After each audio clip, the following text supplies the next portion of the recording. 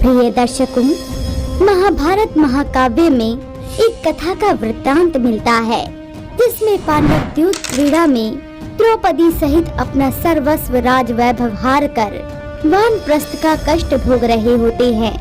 उधर त्रिकालदर्शी भगवान श्री कृष्ण निकट भविष्य में घटित होने वाली सभी घटनाओं से भली भांति परिचित थे। अतः वो पांडवों में अर्जुन को महादेव की घोर तपस्या करने का आदेश देते हैं। जहां अर्जुन महादेव से अजय रहने का वरदान तो प्राप्त करता ही है और साथ में देवलोक जाकर इंद्र से नाना प्रकार के अस्त्र और शस्त्र का भी ज्ञान ग्रहण करता है।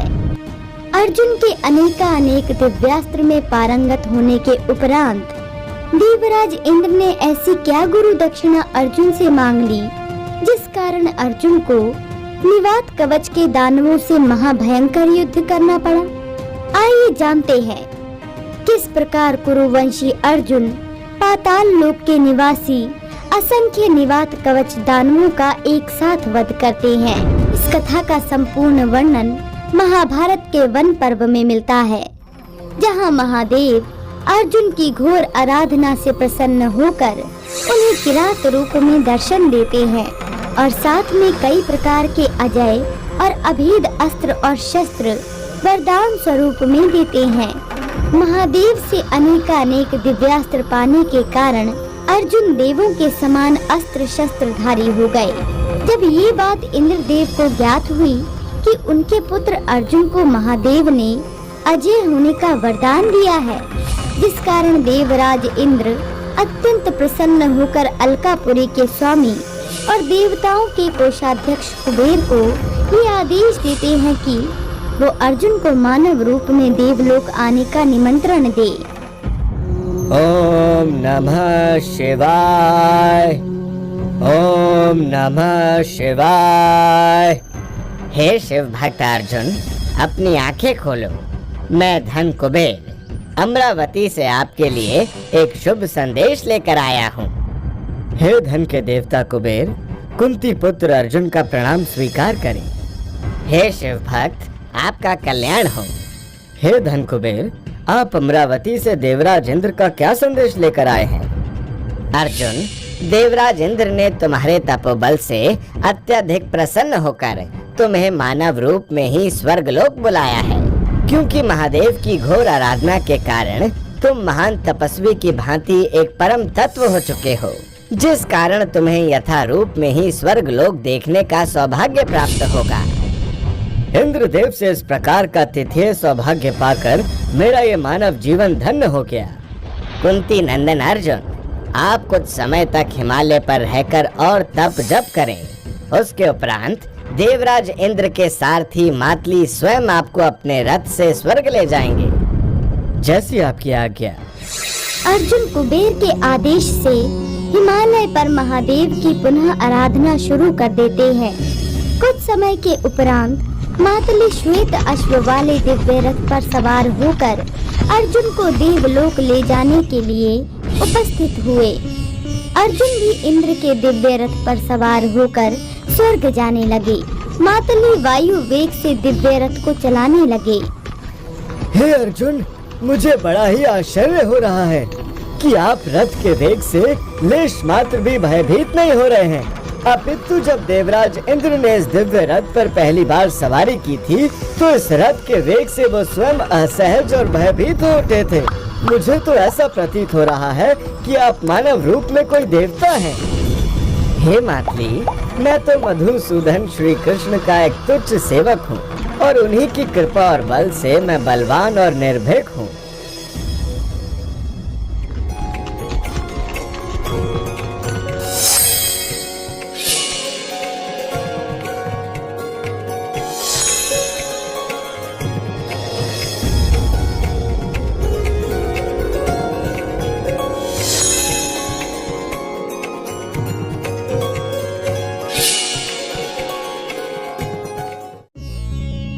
हे अर्जुन, देवलोक में तुम्हारा स्वागत है। तुम्हारे तपोबल और पूर्व जन्म के प्रारब्ध है जो तुम मानव रूप में देवता के सम्मुख स्वर्गलोक में खड़े हो। हे देवराज इंद्र, कुंती पुत्र अर्जुन का प्रणाम स्वीकार करें।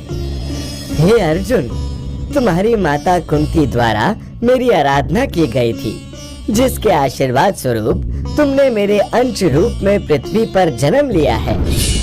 हे प्रभु, ये मेरा सौभाग्य है कि जो आप मेरे देव पिता हैं। पुत्र अर्जुन, भगवान श्री कृष्ण के आदेश अनुसार तुम्हें स्वर्ग लोक में अस्त्र, शस्त्र और युद्ध कौशल सिखाने का मुझे अवसर प्राप्त हुआ है। प्रभु, आहो सौभाग्य मेरा जो आप जैसे देवतुल्य गुरु का सानिध्य मिलेगा। अवश्य ही पुत्र, मुझे तुम्हारे विवेक और बाहुबल पर पूर्ण विश्वास है।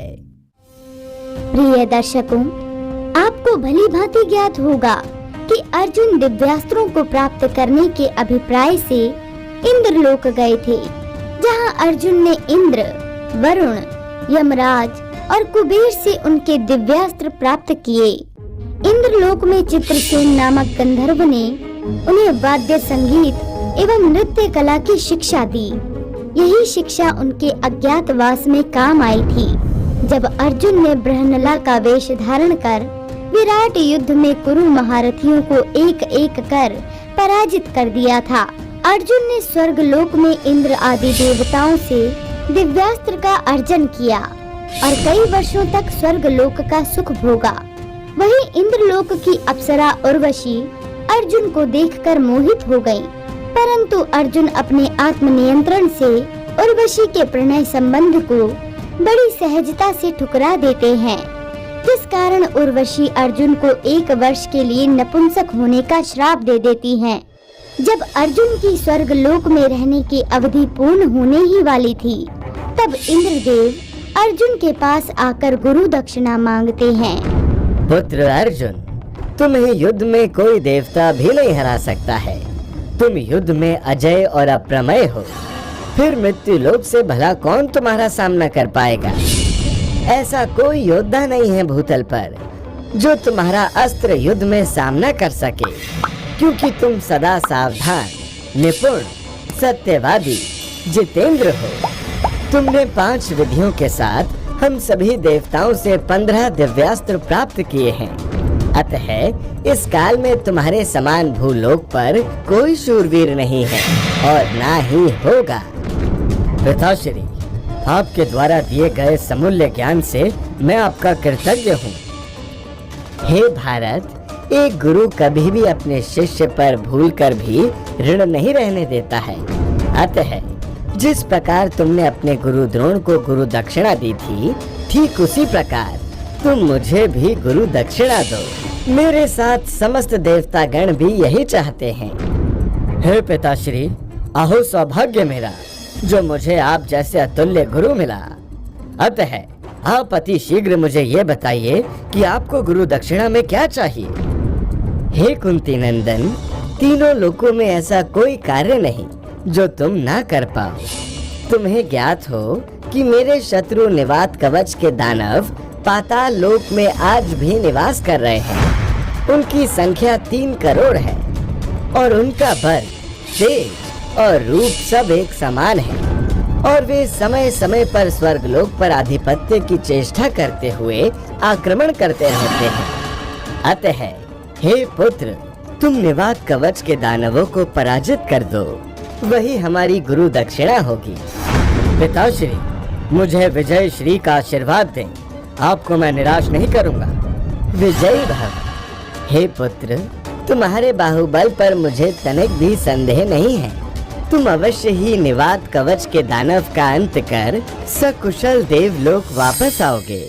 प्रिय दर्शकों, निवात कवच के समस्त दानवों ने ब्रह्मा जी की घोर तपस्या कर ये वरदान प्राप्त कर लिया था कि त्रिदेव सहित उनका कोई वध न कर सके। देवताओं द्वारा अवध्य होने के कारण निवात कवच के दानवों का आतंक चारों ओर फैल गया था, जिनका अंत केवल मानव रूप में इंद्र के अंश के द्वारा ही संभव था। इसीलिए देवगण निवात कवच के दानवों पर विजय के लिए इंद्र के अंश अवतारी पुत्र अर्जुन को चुनते हैं।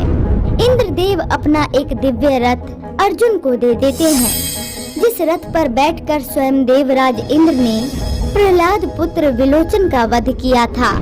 साथ में अर्जुन को मुकुट, कवच, देवदत्त शंख और एक ऐसी प्रत्यंचा देते हैं जो कभी खंडित नहीं होगी।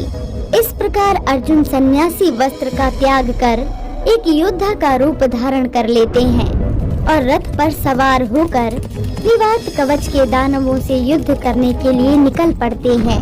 अर्जुन अपने रथ पर सवार होकर पाताल लोक पहुंच जाते हैं और निवात कवच के दानवों को युद्ध की चुनौती देते हैं। युद्ध की चुनौती देने के लिए देवताओं द्वारा दिए गए देवदत्त शंख का नाद करने लगते हैं।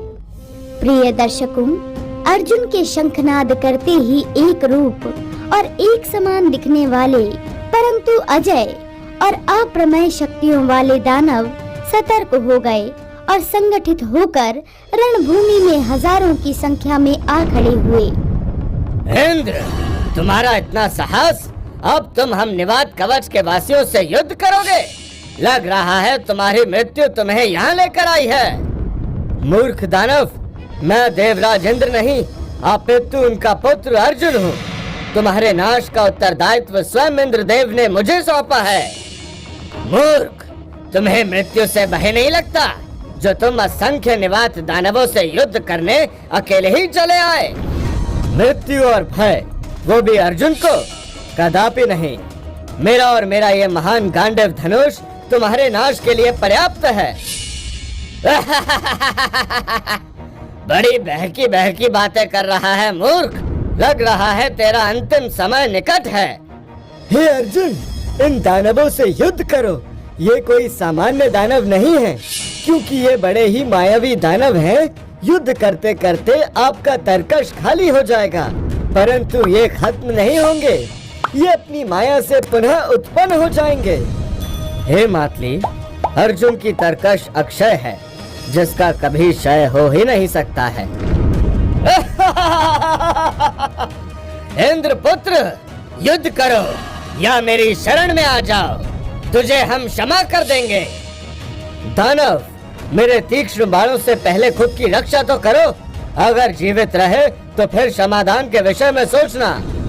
प्रिय दर्शकों, अर्जुन दिव्य रथ पर सवार होकर गांडीव धनुष से बाणों की वर्षा करने लगे, जिस कारण निवात कवच के दानव की सारी सेना समाप्त हो जाती है। परंतु तभी पुनः एक नई निवात कवच की दानव सेना उत्पन्न हो जाती है और वो एक साथ कई कटार, शूल और नुकीले हथियारों को अर्जुन की तरफ फेंकते हैं। अर्जुन तत्काल ही ब्रह्मास्त्र का प्रयोग कर सारे निवात कवच के दानवों के सैनिकों सहित हथियार को नष्ट कर देते हैं। परंतु तत्क्षण पुनः एक और दानव सेना उत्पन्न हो गई और इस बार वो बड़ी बड़ी शिलाओं को उठाकर अर्जुन की ओर फेंकने लगी। तभी अर्जुन भी माधव अस्त्र का प्रयोग कर समस्त शिलाओं को नष्ट कर देते हैं। निवात कवच के दानव और अर्जुन के मध्य एक महाप्रलयकारी युद्ध होने लगा। ऐसा प्रतीत हो रहा था कि ये युद्ध कई युगों तक ऐसे ही अनवरत रूप से चलता रहेगा। हे अर्जुन, ये दानव बड़े ही मायावी हैं। इनका अंत साधारण बाणों से संभव नहीं है। अतः आप इंद्रदेव द्वारा दिए गए वज्रास्त्र का प्रयोग कर इन दानवों का समूल नाश करें। सारथी मातली के कहे अनुसार अर्जुन वज्रास्त्र का प्रयोग कर निवात कवच के दानवों की सेना का समूल नाश कर देते हैं और इसके बाद अर्जुन देवदत्त शंख के नाद से निवात कवच के दानवों पर अपनी विजय का उद्घोष करते हैं, जिसे देखकर त्रिदेव सहित समस्त देवगण अर्जुन के युद्ध कौशल और पराक्रम की प्रशंसा करने लगते हैं। प्रिय दर्शकों, इस प्रकार अर्जुन अपने अदम्य युद्ध कौशल से इंद्र को निवात कवच के दानवों से मुक्ति दिलाते हुए विजय के रूप में गुरु दक्षिणा प्रदान करते हैं। फलस्वरूप इंद्र सहित समस्त देवताओं ने अर्जुन को कई और वरदान और आशीष वचन दिए। इसके उपरांत अर्जुन इंद्रलोक से वापस वन में अपने भाइयों के पास लौट गए। मित्रों, मानव जीवन में गुरु के सद्ज्ञान से बड़ा कोई धन नहीं होता है, जिसका कभी क्षय नहीं होता है। अगर आपको ये वीडियो अच्छी लगी हो तो वीडियो को लाइक करें